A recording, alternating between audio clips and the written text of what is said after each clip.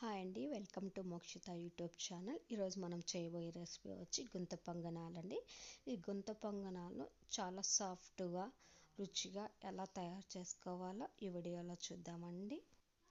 Pan పెట్టుకొని అందులో కొద్దిగా ఆయిల్ వేసుకోవాలి. ఆయిల్ హీట్ అయ్యాక అందులోని పోపు దినుసులు వేసుకోవాలి.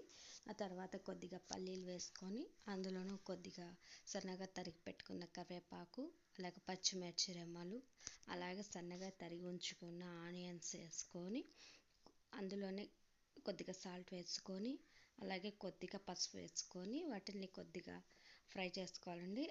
ఈ విధంగా ఫ్రై అవ్వాలండి. వీటిని పక్కన పెట్టుకుందాము.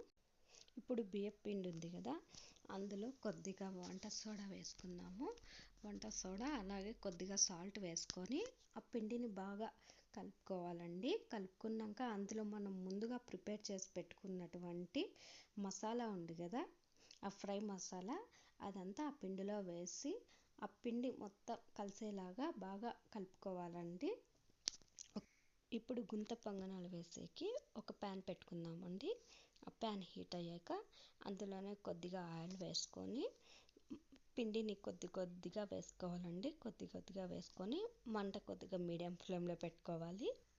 మూత పెట్టుకొని వాటిని ఒక 2 మినిట్స్ వరకు ఉడికించుకోండి.